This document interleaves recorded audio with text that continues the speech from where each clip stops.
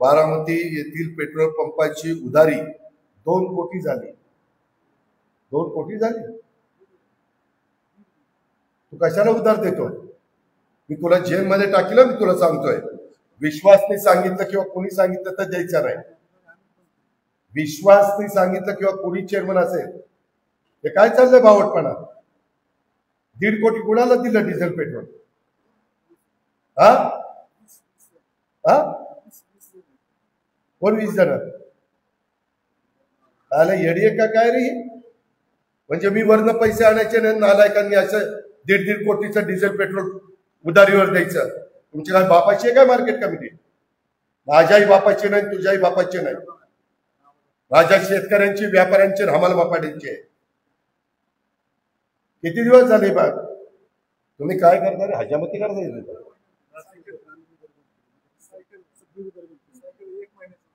एक महिना नाही, 2 महिने नाही. मी पण पंप चालवतोय, खरेदी विक्री पंप चालवतोय. माने रवींद्र आहे का रे? तुझी उधारी आहे का? कोणाची उधारी आहे? डायनामिक्सची ठीक आहे. डायनामिक्स कुठं पळून जाते? ते 1000 कोटीचा मालक आहे. मला कुणाकुणाची उधारी येते दाखव. मागच्या वेळेस खरेदी विक्री संघ असाच अडचणीत आला. पुढाऱ्यांची उधारी झाली, एकाने भरली नाही, त्याचे 101 प्रकरण करावे लागले. सर्वसामान्य माणसाकरता या संस्था काढण्यात. मला मार्केट कमिटी दूध संघाचे चेअरमन संजय आला पाहिजे. संजयला सांगा, यादव त्याचे पण 5-6 पंप झाले, कुणाकुणाचे किती किती उदाहरणे मला कळलं पाहिजे. आणि त्या एमडीला सांगा माळेगाव कारखान्याच्या तिथं पण कोणाची उधारी होता का मला. सोमेश्वरला पण सांगा, खरेदी विक्री छत्रपतीला पण. छत्रपतीला तर चेअरमन देणारच नाही. ज्याच्यामध्ये राठोडे तुमचं काम नाही ह्याची मला जाणीव आहे. परंतु या मार्केट कमिटीचे चेअरमन, सचिव आणि माझा यादव किंवा मुळी आणि तुम्ही असं बसा. त्याच्यामध्ये मेजर जे त्यांना सांगा, दादांनी ह्याच्यात लक्ष घातलेलं आहे आणि ही उधारी द्यावी लागेल. नाही तर दादा म्हणले की मी वेगळ्या पद्धतीनं ती उधारी वसूल करेन. काही पण त्याच्या मागे भुंगा लागली. तीच गोष्ट नंतर खरेदी विक्री संघ, रवींद्र माने आणि तुम्ही बसायचं. हे काम जरा वेगळं आहे, परंतु आता बारामतीकरांकरता करायचं. नंतर जेवढे पंप आहेत तेवढे, आणि त्याच्यानंतर मॅनेजरला पण घ्यायचं त्याच्यामध्ये. आणि अरविंद सावंत, विश्वास, तुम्ही दोघं अशा पद्धतीनं हे खरेदी विक्री संघ, दूध संघ, मार्केट कमिटी. काय ना मी एवढा आवाज चढवतो, हुशारकी मारतोय, तुम्ही असले धंदे करता रे. ह्याच्यामध्ये पण कामगारांच्या मध्ये बारामती येथील पेट्रोल पंपाची उदाहरणं 2 कोटी, याच्यामुळे मला कळलं. आणि मला माझ्या संचालकांनीच सांगितले. इतके दिवस काय मी झोपा काढल्या का काय कुणाला नाही. काही गंभीर तक्रार आलेली आहे. ही तक्रार तुला आता मी वाचायला देतो. मी विश्वासला वाचायला दिली. मी आता इथं सगळ्यांच्या देखत पंचनामा करत नाही, पण मार्केट कमिटीतल्या काही लोकांनी जर चुका केल्या तर मी त्याची हायगाई करणार नाही. मी जसं पद देतो तसं पद काढूनही घेऊ शकतो, राजीनामाही घेऊ शकतो. रेशीम त्याच्यामध्ये आपल्या कृषी उत्पन्न बाजार समितीच्या परस्पर काहींनी रेशीम कोशाची विक्री केली. विशेषतः साबळेवाडीमध्ये काही शेतकऱ्यांनी, त्याच्यात सचिन दिलीप बापकर, सुरेश बबन बापकर, संजय पोपट साबळे, नवनाथ पोपट साबळे, गोरख कैलास साबळे यांची 4,49,000ची फसवणूक झाली. 1 वर्षापासून हे शेतकरी हवालदिल झाले. त्यांनी आपल्या माझी सर्व शेतकरी बांधवांना, जिरायत भाग आहे, बागायती भाग आहे, सगळ्या माझे लोक इथं आहेत, तुम्हाला विनंती आहे की आपली विक्री व्यवहार कृषी उत्पन्न बाजार समिती बारामतीच्या मार्केट कमिटीच्या मार्फतच करा. तर तुमचे पैसे सुरक्षित राहतील. तर तुम्हाला ह्या सगळ्याची मदत होईल. तर हे सगळं झालं तर मला पोलीस केस लावता येईल.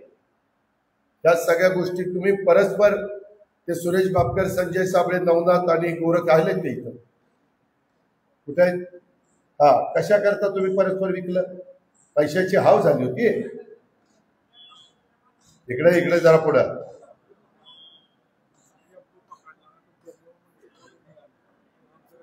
काय? हा, 150 रुपये केवढ्यात पडले? अरे बाबा,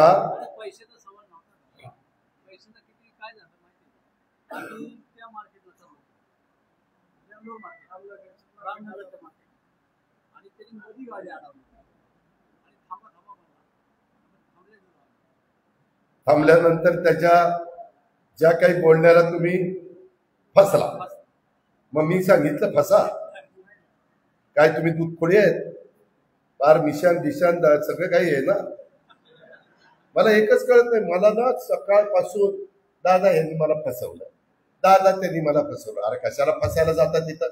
कुठेही पैसे गुंतवतात आणि मला म्हणतात दादा द्या ना काढून. अरे पण ती बॅग नाहीच आहे, मी कशी काढून देणार? कुठं कुठं काही काही जण जमीन विकतात, खरेदी खत होतं, सगळं रजिस्ट्रेशन होतं, आणि मग आता जमिनीच्या किमती वाढल्यात ना. दादाराव त्यांनी मला फसवलं. म्हणलं तू सही केली का? केली. आणि मग साल्या सही केली मग फसवलं कसं म्हणतो? काही जण म्हणतात नाही आमच्या बापाला दारूचं व्यसन होतं, ते दारूच्या व्यसनात त्यांनी सही केली. असं कसं? हे तुम्ही पण तुमची जिम्मेदारी. जसं आता बारामती बदलेल या गोष्टी वाढणार आहे. मी परवाच बीडला बघितलं, एक विधवा पत्नी माझ्याकडे आली बारक्या मुलाला घेऊन, म्हणजे बऱ्यापैकी होता, आता त्या मुलं दिली त्यांच्यापेक्षा मोठा होता, आणि ती रडत होती. माझा नवरा वारला, मला काही पैसे सरकारने दिले आणि काही पैसे माझे लाडक्या बहीण योजनेत होते, मी टाकत होते, 1.5 लाख रुपये साठवले, पण एका दिवसातच ते पैसे गेले. एसपी तिथंच होते, मी तिथला पालकमंत्री. एसपीला विचारलं काय झालं, माहिती घेतली तर हिनं त्या पोराच्या हातात लाडालाडाने ती मोबाईल दिला. ती पोरग ती काही खेळ आहेत ना ऑनलाईन, ती ऑनलाईन गेम ती खेळला आणि त्याच्यात त्याने 1.5 लाख रुपये हरवले, घालवले. आणि आता ती बाई म्हणते दादा काढून द्या पैसे. अगं तू तुझं एवढं लाडलंय तर कशाला फोन त्याच्याकडे देते? फोनला कोड नंबर टाका, तुम्ही पण महिला आहे, कोड टाका, नाही तर लाडाला घे फोन. बघ लहानपणी कसं चालवते, कसं चालवते. फार कौतुक असतं पोरांचं, बापालाही असतं आणि आईलाही असतं.